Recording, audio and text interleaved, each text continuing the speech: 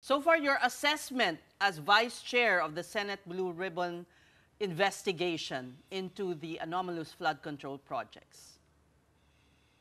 We're on the right track, pero I believe we're going to wind up na because the ICI is already starting their investigation. So we'll just focus merely on legislation in the coming hearings. We will have a hearing tomorrow morning, Seth, Pauline, and Sean. Tomorrow morning at around 9 a.m. Senator, you mentioned na you're about to wrap up the Blue Ribbon hearings. We heard there's tomorrow, tapos may isa pa after that. What loose ends exactly is the committee trying to wrap up before giving way na to the ICI's investigation? Actually, we'll with all our findings, we will. What I heard, if I'm not, if what I heard was right from Senator Lacson, our chairman, and Senator Soto, I had a dialogue with them this afternoon. Na we will make our initial committee report after this hearing. Kasi nga, we'll just be focusing on legislation of the law. Pero yung investigation talaga, we will just, yung pieces of evidence that we'll be able to get tomorrow, we will submit it to ICI. Bahala ng ICI, Sean. Okay, so you have already, certain legislative amendments or perhaps new laws or bills in mind based on the last few hearings na pwede niyong i-discuss to strengthen, our existing laws against these kinds of activities and schemes. Two things for sure. Yung I brought up about yung sa PICAB, we really have to review kasi yung mga dapat nagbabantay sa mga construction o mga projects ng gobyerno, yung PICAB, yung Philippine Contractors Accreditation Board, dapat they're the ones investigating, monitoring yung mga trabaho ng contractors. They're not doing their job kasi how can they watch themselves? They themselves, they have contracts with the government. They have projects, lalo na itong dalawa, si Bagao, EGB Construction. He sits at the board of the PICAB. And at the same time, meron siyang flood control project. So, yun ang gusto nating baguhin kasi it directly go against yung sinasabing conflict of interest.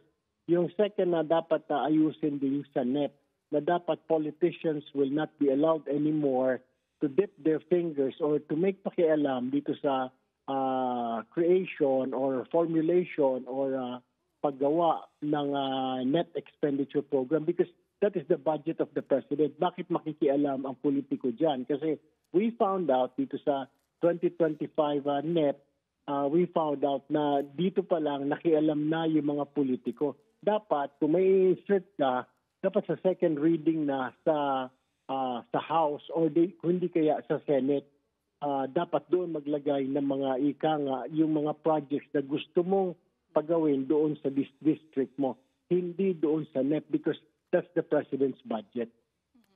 Senator, I wanted to go back to the hearing, and that's where District Engineer Henry Alcantara made a lot of revelations, and one name that kept coming up was that of former DPWH Undersecretary Roberto Bernardo. Ang tanong po, Senator, siya po ba ay magpapakita na bukas? And do you think he is the missing link in establishing itong scheme between the proponents, legislators, and itong modus nga po sa flood control? I believe he will be attending tomorrow and he will be preparing an affidavit tonight. And he will submit it to the committee tomorrow. So bukas pa lang namin makikita yung laman ng kanyang affidavit. Senator, one final question.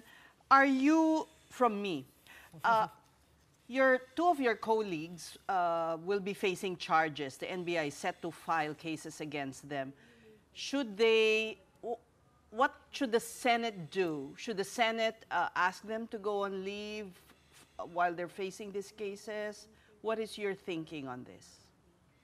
That's a very good question, Seth. Hindi pa namin napag-uusapan yan, but we will leave it to the discretion of the ICI kasi like what we have said, na the role of the Blue Ribbon now is purely on legislation.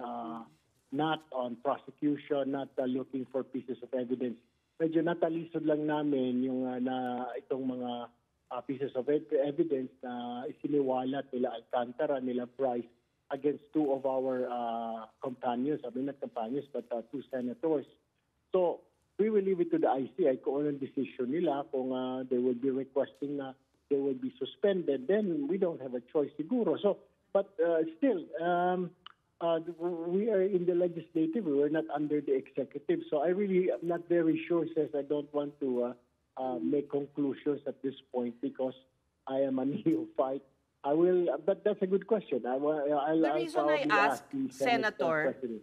the reason Yes, I ma'am. ask is because kaya natatakot rin magsalita sina Bryce eh. And perhaps also why they want to be protected witnesses because they will implicate other senators pa. According to the lawyer of Bryce, there are 6 senators in total and only 3 so far have been named. So yun ang, a difficult position for the Senate.